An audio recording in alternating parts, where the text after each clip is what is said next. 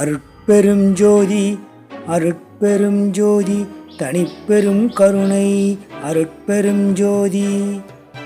ஆதி கடவுள் முதல் கடவுள் மூலாதார கடவுள் விநாயகப் பெருமானின் திருவடியை தொழுது அவர் பாதமே கவசம் எம்மாவும் காப்பாகவும் இருந்துடல் வேண்டும் என்று வணங்கி தொழுகின்றேன். அனைவருக்கும் வணக்கம். இந்த சேனலை 89.1% சப்ஸ்கிரைப் பண்ணாமல் பார்த்துக்கிட்டு இருக்கிறீங்க. கருப்பு பட்டனை டச் பண்ணிவிட்டு சப்ஸ்கிரைப் பண்ணுங்கள், லைக் பண்ணுங்கள், ஷேர் பண்ணுங்கள், ஆதரவு கொடுங்க. எல்லாருக்கும் ஒரு ஆசை கண்டிப்பாக இருக்கும். அது என்னென்னா, நான் சாகக்கூடாது, கண்டிப்பாக நான் உயிர் வாழ்ந்தே ஆகணும் இப்படிங்கிற எண்ணம் எல்லாருக்கும் பொதுவாகவே இருக்கும். ஆனால் இதில் பார்த்திங்கன்னா வயசானவங்க ஒரு குறிப்பிட்ட சில பேர் நான் அப்பா போதும்பா வாழ்ந்தது போதும்பா அப்படின்னு என்னை அழைச்சிக்கிடுப்பா அப்படின்னு சொல்கிறவங்க இருக்கிறாங்க. சில பேர் வேண்டாம் இந்த வாழ்க்கையே வேணாம் அப்படின்னு வெறுத்து போய் சொல்கிறவங்க இருக்கிறாங்க. இப்படி வெறுத்து போய் இந்த உலகத்தில் ரொம்ப இன்னல் பட்டு சொல்கிறவங்க தான் இருப்பாங்க. ஆனால் அவங்களுக்குள்ளேயும் பார்த்திங்கன்னா அடிப்படையில் இந்த உலகத்தில் வாழ்கிற பொழுது நான் வாழ்ந்தே ஆகணும், நீ சாவி வரக்கூடாது அப்படின்னு கட்டத்தில் நினச்சிருப்பாங்க, பல கட்டத்தோடு நினச்சிருப்பாங்க. இப்படிலாம் எல்லா மனிதர்களும் தான் இறக்கக்கூடாது என்கின்ற கருத்தில் விருப்பமாக இருப்பார்கள். ஆனால் இந்த இறக்கக்கூடாது அப்படின்னு ஒரு நினைக்கிற ஒரு விஷயத்துக்கு அதை சார்ந்த ஒரு நிகழ்வுகளை செயல்களை நடத்துகிறார்களா என்றால் கண்டிப்பாக இல்லை. எல்லாருக்கும் ஆசை மட்டும் இருக்கும், மனசில் ஒரு ஆசை இருக்குது. ஆனால் நம்ம இறக்கக்கூடாத தன்மைக்கு நாம் என்ன செய்யணும் அப்படிங்கிறத ஒரு செயல்களை முன்னெடுத்து செய்கிறதில்லை. ஆனால் ஆசை மட்டும் இருக்கும். அப்போ இந்த செயல்களை முன்னெடுத்து செய்தால் கண்டிப்பாக மரணமில்லாத ஒரு வாழ்க்கையை வாழ முடியும். இவ்விதமாக வாழ்ந்து காட்டியவர் வடலூர் வள்ளல் பெருமான். அவர் மனித அவதாரமாக வருகிறார். அவர் எதுக்காக, அவருடைய பிறப்பு எதுக்காக தோற்றுவிக்கப்படுகிறது? மனிதன் பிறந்தால் அவன் இறப்பதற்காக அல்ல. மனிதன் பிறந்து வாழ்ந்து மீண்டும் இறைவனிடத்தில் ஜோதி சொரூபமாக அந்த சொந்த வீடாகிய ஜோதியுடன் ஜோதியாகவே மீண்டும் ஜோதியாகவே கலக்க வேண்டும் என்கின்ற எண்ணத்தில் தான் இறைவன் படைக்கிறார். ஆனால் மனிதர்கள் உடம்பை விட்டுவிட்டு உயிரை பிரித்துவிட்டு உடம்பை அக்னிக்குள் விட்டுவிட்டு செல்கிறார்கள், இல்லது மண்ணுக்கு இரையாக்குகிறார்கள். இப்படி தான் நடந்து கொண்டிருக்கின்றது. ஆனால் இந்த மூலமாகிய இந்த ஜோதியில் மீண்டும் நாம் தன்னுடைய சரீரத்தை ஜோதி சுரூபமாக ஆக்கி சேர்ந்தவர்கள் வடலூர் பெருமானை இப்பொழுது நம்ம சொல்லலாம். ஏற்கனவே பார்த்தீர்களானால் இறைவனுடைய அனுக்கிரகத்தால் பத்திரகிரியார் இறைவனோடு ஐக்கியமானார், கருவூரார் இறைவனோடு ஐக்கியமானார், நந்தனார் இறைவனோடு ஐக்கியமானார், மாணிக்கவாசக பெருமான் ஐக்கியமானார். கிட்டத்தட்ட ஒரு 1000 பேரோட திருமண நாளன்றை திருஞான சம்பந்த பெருமான் திருமண நாளில் அக்னி வேள்வி வளர்த்து அதில் அந்த ஜோதியில் ஐக்கியமானார். இவர் செய்த அற்புதம் மிகப்பெரிய அற்புதம். இவ்விதமான நிகழ்வுகள் எல்லாம் நம் மக்கள் பார்த்திருக்கிறார்கள். இது எப்படி சாத்தியமானது? எப்படி ஒரு மனிதன், ஒரு 96 தத்துவத்தில் இருக்கின்ற ஒரு மனிதன், எலும்பு சதை இரத்தமாக இருக்கக்கூடிய மனிதன் எப்படி இந்த மாதிரி ஒரு இதுக்குள் ஒடுங்க முடிகிறது?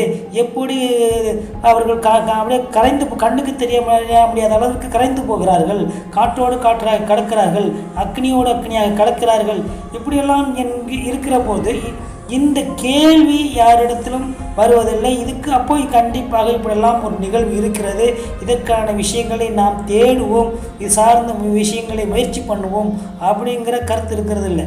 இந்த உலக வாழ்க்கையில் நல்லா அனுபவிக்கணும், நல்லா திங்கணும், நல்ல மட்டன் சிக்கனு கறி இது நல்லது பண்ணணும், ஆடம்பரமாக வாழணும். நம்ம வாழ்கிறதுக்காக யாரை வேணாலும் கவுக்கலாம், என்ன வேணாலும் பண்ணலாம். இந்த மாதிரியே ஓடிக்கிட்டு இருக்க தவிர உண்மையில் நாம் நெறியோடு வாழணும், ஒழுக்கத்தோடு வாழணும், மிக சிறப்பாக வாழணும். சிறப்பாக வாழணும்னா பண்போடு வாழணும். இதுதான் சிறப்பான வாழ்க்கை. பண்போடு வாழ்கின்ற வாழ்க்கை தான் சிறப்பான வாழ்க்கை. இந்த பண்பாகிய வாழ்க்கையோடு நம்ம வாழ்ந்து நாம் மரணமில்லாத ஒரு வாழ்க்கையை நாம் அடைவதற்கு நம்மளை தயார்படுத்தி கொள்ள வேண்டும் என்று நினைத்து அதை சார்ந்த ஒரு தேடல்களில் இருந்தார்களானால் கண்டிப்பாக இந்த நிலையை எட்ட முடியும். சரி, இப்பொழுது இந்த நிகழ்வுகளை கொண்ட ஒரு மனிதர் நான் வாழ வேண்டும், நான் ஒழுக்கமாக இருக்கிறேன், நான் சிறப்பாக இருக்கிறேன், நல்ல குணத்துடன் இருக்கிறேன், எனக்கு மரணமில்லா பெருவாழ்வு வாழ வேண்டும் என்று நான் விரும்புகின்றேன் அப்படின்னு ஒருத்தர் நினைக்கிறார்கள் என்றால் அவர்களுக்கான விஷயத்தை இப்பொழுது நான் சொல்கின்றேன். மரணமில்லா பெருவாழ்க்கை வாழ வேண்டும் என்று விரும்புகிறவருக்கு சொல்கின்றேன். இந்த சரீரம் பஞ்சபூதத்தால் ஆனது. பஞ்சபூதத்தையும் ஆள்கின்ற ஒரு சக்தி நமக்குள் இருக்கின்றது. இந்த பஞ்சபூதத்தையும் ஆள்கின்ற அந்த 6வது சக்தி நமக்குள் ஜோதியாக இருக்கிறது. இந்த ஜோதி அனைத்தும் கடந்து உள்ளிருந்து கடவுள் என்கின்ற பெயரோடு இருக்கின்றது. இந்த கடவுளை, இந்த ஜோதியை நாம் எவ்விதமாக பயன்படுத்த வேண்டும் என்றால் இதுக்கு தான் மகாபாரதம் நிகழ்வுகள் நடத்தப்பட்டது. உடலாகிய தேரினை உயிராகிய குதிரை இழுத்துச் செல்கின்றது. ஆசாபாசங்களுடைய அர்ஜுனனாக மனம் இருக்கிறது. தேரோட்டி எனும் கிருஷ்ணனாக ஆன்மா நான் இருக்கிறேன். இதனால் ஆன்மாவாகிய கிருஷ்ணன் என் வழியில் நடந்து கொண்டால், உன்னுடைய மனம் நடந்து கொண்டால் உன் உடலும் உயிரும் பாதுகாக்கப்படும் அப்படின்னு கிருஷ்ண பரமாத்மா சொல்கிறார். அப்போ மனமாகிய அர்ஜுனன் தேரோட்டியாகிய கிருஷ்ணன் வழியில் போனான். அதனால் அவனுடைய உடல் உயிர் அவனுடைய எல்லாமே உயிர் பாதுகாக்கப்பட்டது. அங்கே கிருஷ்ணர் அந்த தேரை விட்டு இறங்குறாரு மகாபாரதத்தில். அதுக்கு பிறகு பார்த்தீங்கன்னா அர்ஜுனனை முன்னே இறக்கி விட்டுட்டு அதுக்கு பிறகு கிருஷ்ணர் இறங்குறாரு. தேர் தீப்பெட்டி எரிகிறது. கிருஷ்ணர் இருக்கிற வரைக்கும் அந்த தேரில் ஒன்றும் பண்ண முடியாது. இது போன்று தான் நமக்குள்ள ஆன்மாவாகிய ஜோதி, கடவுளாகிய ஜோதி உள்ளிருக்கிற போது யாரும் ஒன்றும் செய்ய முடியாது. நமக்குள்ள ஆன்மாவாகிய ஜோதி வெளியே போயிடுச்சு அப்படின்னா நம்ம உடம்பு அக்னி பஸ்மமாக போய்விடும். அதனால் நமக்குள் இருக்கக்கூடிய அந்த 6வது முகமாக இருக்கக்கூடிய கடவுளாக இருக்கப்படக்கூடிய ஆன்மான்னு சொல்லப்படக்கூடிய அந்த ஜோதியை நாம் நமக்குள் எந்த காலத்திலும் இந்த சரீரத்துக்குள் நிலைநிறுத்த வேண்டும். இது உடல் உயிர் மனம் அப்படின்னு ஒரு கான்செப்ட் இருக்குது. இதில் இந்த உடலாகிய ஆலயத்துக்குள்ளே உயிராகிய இறை சக்தி எப்போ நிலைச்சிருக்கணும் அப்படின்னு ஒரு எண்ணத்தோடு இருந்தாங்கன்னா கண்டிப்பாக இந்த கருத்துக்கள் உறுதியாக இருக்கணும். எப்பயுமே உடலாகிய ஆலயத்தில் அந்த கடவுளாகிய ஜோதி பலகாலமாக பிரகாசமாக இருக்க வேண்டும் என்று எண்ணத்துடன் இருப்பார்களானால் அவர்களுக்கான வழிகளை இறைவன் நிச்சயமாக காட்டுவார். அந்த வழியில் ஒரு வழிமுறையை இறைவன் அருளோடு இப்பொழுது சொல்கின்றேன். இந்த பஞ்சபூதத்தை நாம் இந்த ஆன்மாவாகிய ஜோதியிடம் கொடுக்க வேண்டியது அவசியமாகிறது. இந்த பஞ்சபூதமாகிய இந்த உடல் சரீரத்தை உயிரை என்ன பண்ணணும், இயக்குவது இந்த 6 ஆதாரங்களாகும். இந்த ஆதாரங்கள் 108 சக்தி மையங்களுடன் தொடர்பு கொண்டிருக்கின்றது. இந்த ஆதாரங்களை இயக்கினால் இந்த சக்தி மையங்கள் மிக சிறப்பு பெறும்.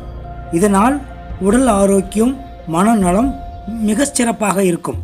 இந்த வகையில் 6 ஆதாரங்களை இயக்க வேண்டியது மிக மிக அவசியமாக இருக்கிறது. இந்த காரணத்தினால் இந்த 6 ஆதாரங்களையும் நலமாக வைத்திருக்கக்கூடிய முத்திரைகளையோ இல்லை ஆசன பயிற்சிகளை கொண்டோ இல்லை இந்த 6 ஆதாரங்களையும் இயக்குவதற்கான மந்திரங்களை சொல்லியோ நாம் வழிபாடு செய்து வந்தோம்னா நிச்சயமாக நம்மளுடைய உடம்பை பாதுகாக்கக்கூடிய 108 சக்தி மையங்களுக்கு சக்தி கிடைச்சி புத்துணர்ச்சி கிடைத்து மிக ஆரோக்கியமாக முழுமையாக சிறப்பு பெறுவோம். இதனால் இந்த 6 ஆதாரத்துடன் தொடர்புடைய 108 சக்தி புள்ளிகளை வலுவாக்கவும் மிக சிறப்பாகவும் வைத்திருக்கக்கூடிய முத்திரைகள், ஆசனங்கள் எல்லாம் ஒன்று இருக்க இப்பொழுது மந்திர சம்பந்தமாக நாம் இப்பொழுது பார்ப்போம். 6 ஆதாரங்களை இயக்கக்கூடிய மிக சிறப்பு வாய்ந்த மந்திரம் என்றால் ஓம் நமச்சிவாயா. ஓம் என்றால் ஆன்மாவை குறிக்கிறது, கடவுளை குறிக்கிறது, இது அருப்பெருஞ்சோதியை குறிக்கின்றது. நமச்சிவாயம் என்றால் பிரம்ம தத்துவத்தையும் விஷ்ணு தத்துவத்தையும் ருத்ர தத்துவத்தையும் மகேஸ்வர தத்துவத்தையும் சதாசிவ தத்துவத்தையும் இது குறிக்கின்றது. இந்த ஓம் நமச்சிவாய என்றால் ஆறுமுகத்தன்மையாக பெற்று இது அமைகின்றது. இதனால் ஓ நமச்சிவாயா என்று சொல்லி வர நம்மளுடைய உடற்சக்கரங்கள் இயக்கப்படுகின்றது. இந்த நமச்சிவாயம் என்கின்ற மந்திரம் பஞ்சபூதத்தினுடைய வழிபாட்டுக்குரிய மந்திரமாக இருக்கின்ற காரணத்தினால் இதை நாம் ஒரு 5 முறையில் இதை சொல்லி பழகலாம். இதை சொல்லி வந்தால் எப்படி ஒரு துருப்பிடித்த இரும்பை கொல்லன்பற்றையில் பழுக்க வைத்து அதை காய்ச்சுகின்றோமோ அவ்விதமாக இதை எவ்வளவு இரும்பை வலுப்படுத்துறதுக்காக நம்ம இது பண்ணுகின்றோமோ அந்த அளவிற்கு இந்த மந்திரம் மிக சிறப்பான பலனை கொடுக்கும். பஞ்சபூதத்தை சங்கிலி போல் 5 வகையில் ஒன்றோடு ஒன்று பூட்டுவதாகும் இந்த மந்திரம். இதன்படி சொல்லி வந்தால் 6 ஆதாரங்களும் அது தொடர்புடைய 108 சக்தி மையங்களும் வலுப்பெறும். இந்த வகையில் காயசித்தி ஏற்படுவதற்கான அடிப்படை சக்தியாக இது அமைந்துவிடும். இப்போது இதற்குரிய மந்திரத்தை பார்ப்போம். முதலான மந்திரம் ஓம் சிவய நம வய நமசி ய நம சிவ நம சிவய மசிவயன ஓம். இரண்டாவதாக ஓம் வய நமசி ய நம சிவ நம சிவய மசிவயன சிவய நம ஓம். மூன்றாவதாக ஓம் ய நம சிவ நம சிவய மசிவயன சிவய நம வய நமசி ஓம். நாலாவது ஓம் நம சிவய மசிவயன சிவய நம வய நமசி ய நம சிவ ஓம். ஐந்தாவது ஓம் மசிவயன சிவய நம வய நமசி ய நம சிவ நம சிவய ஓம். இவ்விதமாக இந்த பஞ்சாட்சர மந்திரத்தை ஒன்றாக 5 வகையில் கொன்றோடு நன்கு கோத்து நல்ல இசையோடு நல்ல ஆத்மார்த்தமாக கண்மூடி இந்த மந்திரத்தை ரசித்து சொல்லி வர நம்மளுடைய உடம்பு காயசித்தி அடைவதற்கு அடிப்படை தன்மையாக இது அமைந்துவிடும். மேற்கொண்டு இந்த மந்திரங்களை இது கொல்லன்பற்றையில் பழுக்க காய்ச்சிய கம்பி போன்று ஆகும். மேற்கொண்டு கொல்லன்பற்றையில் இரும்பு கம்பியை எவ்வாறாக அடித்து இதை இன்னும் பலப்படுத்துகின்றார்களோ அவ்விதமான தன்மைக்கு உரிய மந்திரம் இப்போது ஓம் கிளி அங்கிளி நங் மங்கிலி சிங்கிலி வங்கிலி அங்கிலி யங்கிலி உங்கிலி அங்கிலி மங்கிலி ரீங்கிலி ஓம் என்று சொல்லி வாருங்கள். இதை சொல்லி வந்தால் உங்களுக்கு அடிப்படையாக காயசித்தி ஏற்பட்டுவிடும். இது கொல்லம்பற்றையில் கம்பியை பழுக்க காய்ச்சி அடித்தால் எவ்வாறு வலுப்பெறுமோ அதுபோன்று இந்த சொல்லும் உடலுக்கு வலிமை தரும். இந்த மந்திரங்களை புருவ மத்தியாகிய சுழுமுனையில் தியானித்து சொல்ல வேண்டும். அப்பொழுதுதான் முழு பலன் கிடைக்கும். இந்த மந்திரங்களையெல்லாம் சொல்லுவதற்கு முன் முழுமையாக நாடி சுற்றி பிராணாயம் செய்து இறைவனை தியானித்து இறைவனுக்கு நன்றி சொல்லிவிட்டு இந்த மந்திரங்களை சொல்ல வேண்டும். அப்பொழுதுதான் முழுமையான பலன் கிடைக்கும். இதற்கு சிறந்த தவ நெறி ஒழுக்கம் அவசியம் தேவை.